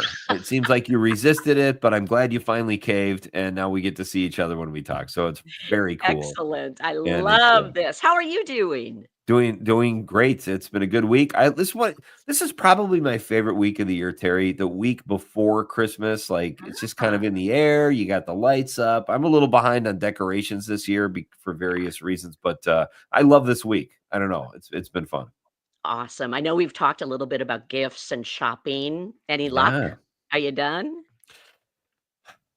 Almost. I'll get there. It's kind of a down to the wire thing every year. I am a self-admitted horrible gift getter. In fact, gift buyer. When we are sitting around doing our gift exchange, 3 or 4 times throughout, I'll see someone a gift they got someone else, and I'll go, oh, it's like I can't think of that. I don't know. Why What about didn't I you? think of that?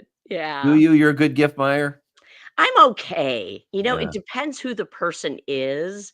A lot of times I'll try to buy throughout the year just because, oh, I might not find that thing again, and I know that person would really like it. But Well we done. played Rudolph bingo with my in-laws last weekend, and I gotta tell you, that was a great way to do gifts. You each brought one almost like a white elephant gift. Okay. We had so much fun, and then you're stealing the gifts away once they're Yeah. open because "Ooh, I really want that gift. I don't want this one." That's a pretty good idea. Fun. That's great because then the pressure's kind of off in a way too. Like somebody might get it, not like it. Somebody Yep, that steals it yep. might love it. So you can't Yeah. really lose. That's pretty cool. Yeah, it was really Well, yeah. as always, it's great to have you here on this Friday night. So let's jump in. Who do you want to Okay. talk about first? I love Jeffrey James, Let's Mars start Hall. there. Yeah, Okay, let's let's keep the start there. holiday song, the surprise holiday song Yeah, as our second part. How does great that idea. sound? Great Okay. idea. All right. So tell us about Jeffrey Jeffrey James. James, I met him years ago and liked him instantly. He is just a smile all the time. Huh. And he cares so much about everyone he meets. He's one of those guys that remembers everyone's name, Oh, and he wow. tours the world. And I'm not kidding. This album that he is working on right now will then be his 6th album during 8 years and 15 tours of the entire world. Wow. I know, and, you'll ask him, "Where are you from?" And I know he stays with friends in Madison quite often, so I guess he would say he's based in Wisconsin, but, he always says, "I'm based everywhere and nowhere." So he lives in Madison though, part of the year? Yeah, part of the time. He is here Okay. right now, and I've been chasing him, honestly, for a long time to get him to be on our Max Inc. Radio music show. Finally, tomorrow night, it's going to happen. He'll be live in the studio with us from 9 to 10 o'clock all across the Civic Media Radio Network.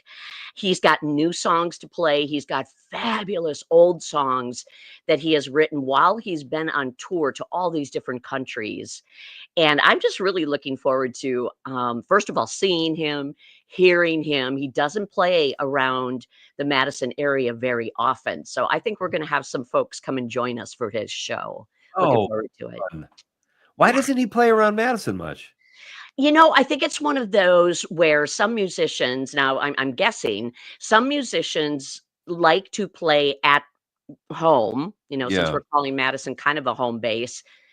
Less than everywhere else, because that way, when they do have a Madison show or wherever they might be playing in Wisconsin, it's extra special because they haven't played there in a while. That makes sense. Okay. Yeah. Um, are you okay if I love the song. I don't know if I'm saying it right, Terry, but Yeah. Veda Woo? I think so. I mean, I guess I will get that exact pronunciation from him tomorrow night. Okay. One thing I know about this song, it was written when he was in Wyoming, and his grandmother added, a special line to the song. So we'll have to see if we can pick that out of the song. Okay. All right. Yeah. Perfect. Well, let's.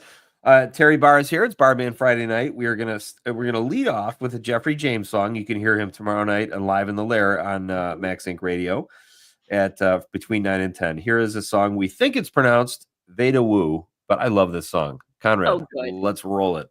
Okay.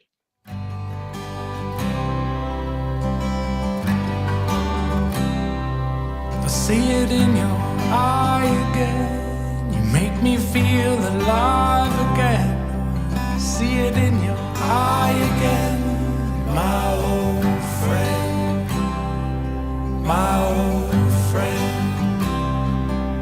And won't you take me to the place where the rocks speak to you? And won't you take me to the space where it's a sacred element? Vida vu, vida vu, vida vu, vida vu.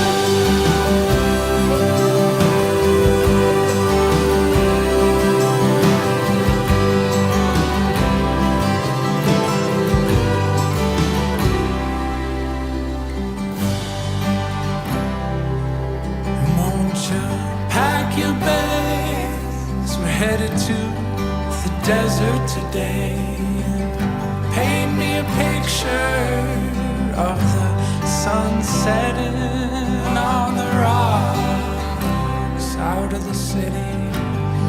You're so pretty, the stars shine bright. Vida vu, vida vu. Vida vu, vida vu.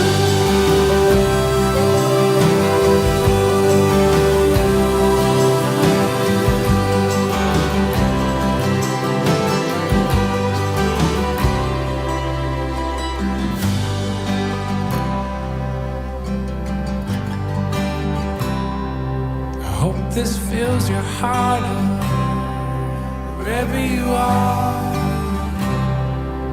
Hope this fills your heart up, near and far.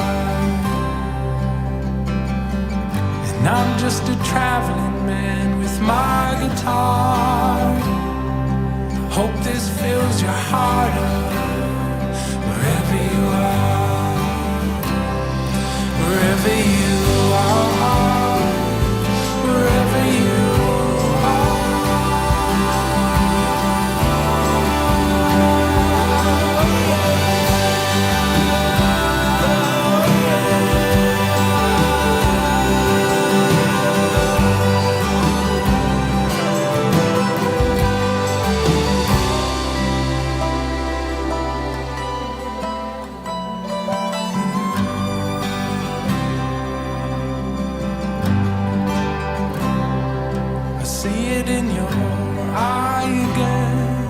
Make me feel alive again. See it in your eye again, my old friend,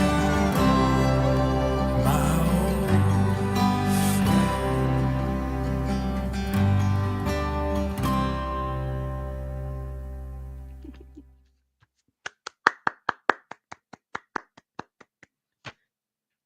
Pete, you're muted.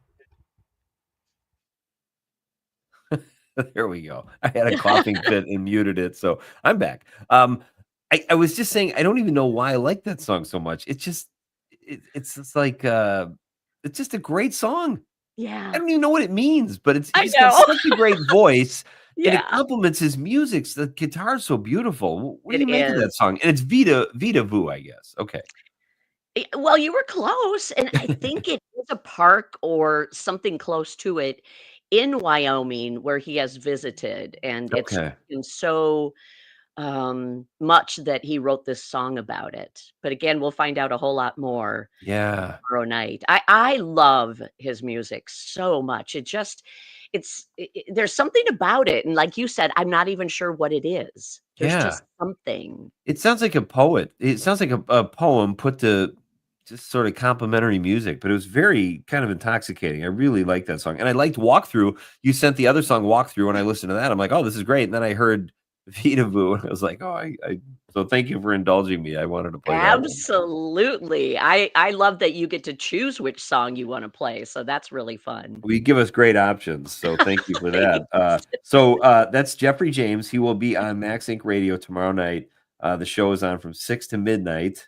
A 6-hour show every week. That's incredible. And Live in the Lair is from 9 to 10, and that's when you can hear more of Jeffrey James. And he'll do how many songs, Terry, in an hour? Oh, if we're lucky and, we stop the chatter at some point, because we love to ask them questions when they're visiting too. Yeah. We can fit 6 songs in an hour. Yeah, that's so cool. So, yes. And he's working on this new album again. So we know we're going to get some new songs, but his old songs are gorgeous. So I look forward to hearing some of those again too. Well, is that one a newer one or is that an older one? I think this one was from his most recent album. Okay. And I don't think it's that old. It may only be 2 years ago, because he did win some Madison Area Music Awards and a Wisconsin Area Music Industry Award within the last year. And that's kind of the parameters when it comes to if you are eligible to win. So this song Okay. can only be 2 years old. Wow. Okay, cool. Yeah. All right. So why don't we get some background on Mars Hall? And you brought a Christmas song, which is fantastic, and we can play that if you want to give us some background, and then we can come back after the break and play that song. Mars Hall is living in the 80s, and they are proud of it, Pete. Oh, They are nice. just, they keep saying, if you love the 80s and you just keep playing all your old music from the 80s, forget about it, because we've got brand new 80s music for you. Classic rock band. The band is made up of guys from all across southern Wisconsin. Love it. They too are award winners. They've been around a really long time. But the interesting thing, they've recently started touring the Midwest and are really building a name for themselves. They are often played on a podcast in the UK and have become one of the top bands on this UK podcast. Really? Yeah. So I just went to their website when you were talking about them. They look like they're from the 80s or even the 70s. Yeah. Like, these are not young guys. No. And are they just starting to get track? I mean, obviously, I'm sure they have a following, but are they getting more popular still with age? They are. They're booked out now all across the Midwest. I think they're taking a little break because, like other bands right now in the winter, it's always a good time to get into the studio. So that's what they're doing. The song we're going to hear, they created this one just a week and a half ago, I believe he told me. Okay. And I just love the whole story behind it. They're just really a cool bunch of guys too. They've got the vibe, they've got the look, and they always say, at least this is what I've heard from music experts, if you catch on outside of the US, as they have now in the UK, you are sure to come back and be a huge hit in the US. So I think that's what so they're looking cool. towards. Well, as far as I'm concerned, they've got the hair and they've got the music. So, all right, we will hear Mars Hall when we come back. A Christmas song, fittingly, that Terry Barr has brought with us tonight, for us tonight on Bar Band Friday night. We'll be right back, and we will hear that song, and we will shut things down here with the help of Terry Barr. This is Pete Schwaba and Nite Lite on the Civic Media Radio Network. Of glory, save the day,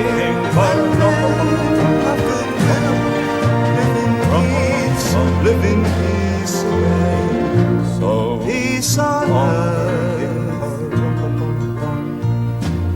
when we come.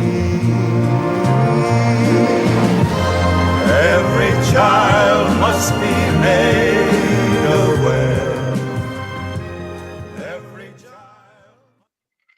You're listening to the Talk of Green Bay, WGBW, home of Mino and the Mayor. The holidays are here, and there's no better way to celebrate than sharing our favorite holiday memories with all of you. One year I decided I no longer wanted a star on top of my tree, and I kind of really got into the idea of putting a top hat on it, but kept forgetting to buy it. So the day came to put our tree up, and scrambling as we did, we put our animated sorting hat on. And now every year we can't wait to see what house our tree is. It's Ravenclaw this year. I'm Amanda, and I hope you're the first to find the pickle in your Christmas tree this year. Happy holidays. Mino and the Mayor. You ever really want to get back at me? Well, you're claustrophobic. That would really. Oh, God. Oh, that would be tough for you. Oh, the worst. You would talk like that. Like that. Absolutely. Put him in a drum and throw him in the water. He's claustrophobic and he can't swim. Yeah. I think we could get anything we wanted out of you. Anything. All right, Todd, mental note. Mino and the Mayor, weekday morning 6 till 9 on 97.9 WGBW and 98.3 WISS, and on the Civic Media app. The Todd Alba Show. UW System spends $51 million of our taxpayer money for consultants, 3 times the budget shortfall that triggered the Oshkosh layoffs in 2023. Why is there such silence from Democrats in the state capitol on this? Ask people in Richland Center, Waukesha, Washington County if they got their $51 million worth for the UW System. The Todd Alba Show, weekdays noon till 2 on your local Civic Media radio station and on the app. Ever tried balancing a dozen eggs in one hand while hopping on one foot? Or maybe juggling cats while riding the unicycle? Sounds ridiculous, right? But guess what? That's exactly what texting while driving is like. Your human brain only has the capacity to focus on one thing at a time. So when you're behind the wheel, give driving your undivided attention. Don't drive distracted. A message brought to you by the Nat.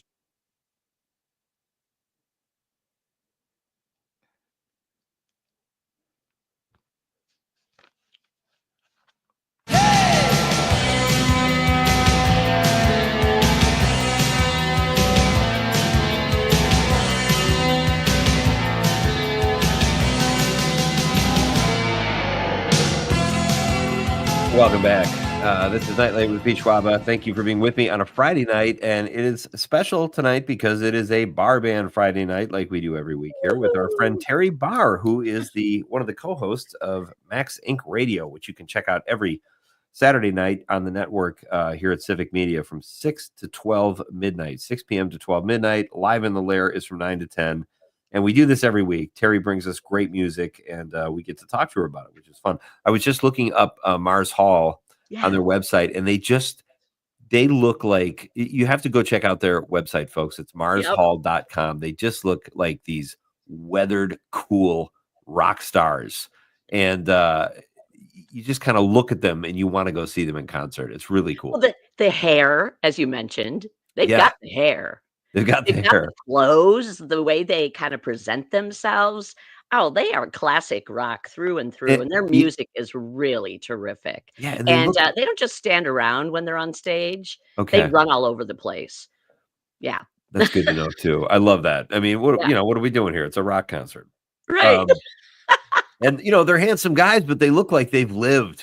They've been in bars. It's just, they have a cool look. It's actually marshallrockband.com. Check it out.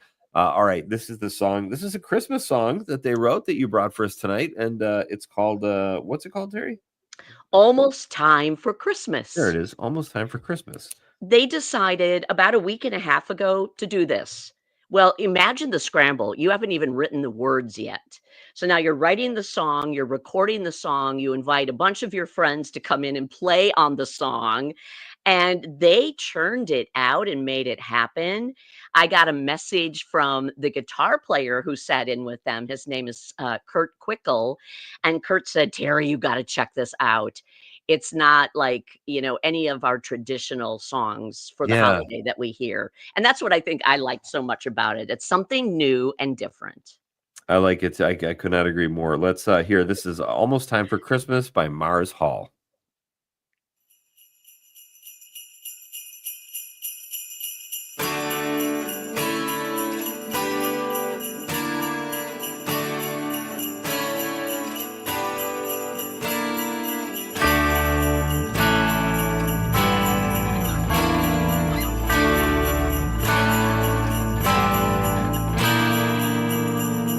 It's almost time for Christmas. The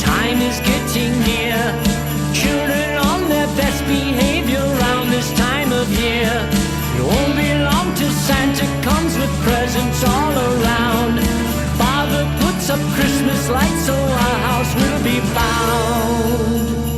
Santa works his reindeer, corralled out by the barn. Gertrude's in the toy shop knitting Bibles out of yarn. The snow is getting deeper, the nights are getting long. Everywhere you go it seems you hear a Christmas song. Children playing in the yard with people made of snow. The stockings will be hung to dry near the fire's glow. Meanwhile at the North Pole, a quickening to the pace. No concerns or worries from the look on Santa's face. Grandma's in the kitchen, mother trims the tree. Father's with the neighbors, caroling with glee. The kids are off to school rehearsing for the Christmas show. It's a holiday spectacular and everyone will go. Santa's in the courtyard, loading up the sleigh. Donna's chomping at the bit, tomorrow's Christmas Day.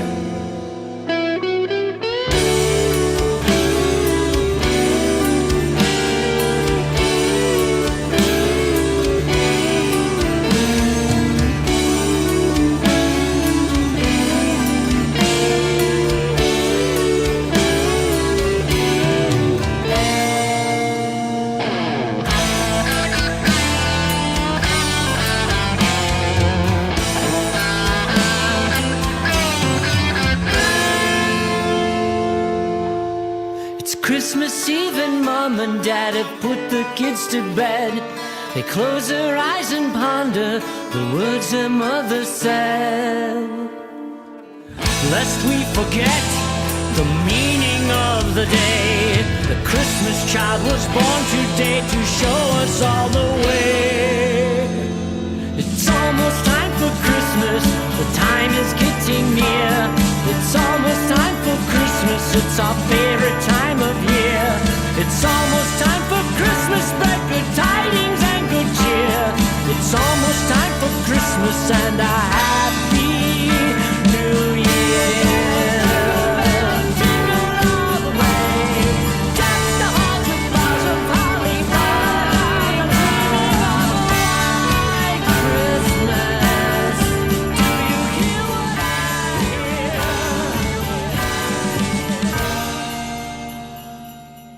I I like that little medley at the end there. That's so cool. And guess what, Pete?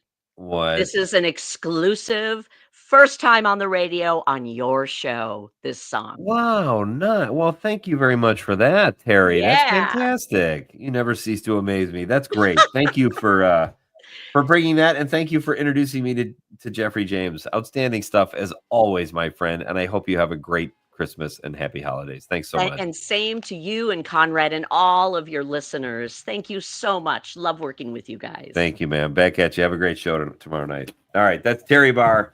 Nice that we can see her now, Conrad. That's so cool. It's awesome. Yeah, it's very cool. Thank you to Terry. Great stuff from Jeffrey James and Mars Hall. I'd like to thank all my guests tonight, Matt Miller, Terry Barr, and you, the texter. You guys crushed it tonight with text. Thank you so much. Monday night, we'll be here with Ben Reiser talking movies. He's from the Wisconsin Film Festival. Christy Barlament and Ed the Diver will be here. They are clean water pioneers. They'll be here Monday night. And another text from Kate who says, Last Christmas is her favorite song. Have a great night, everybody. Good night, Wisconsin.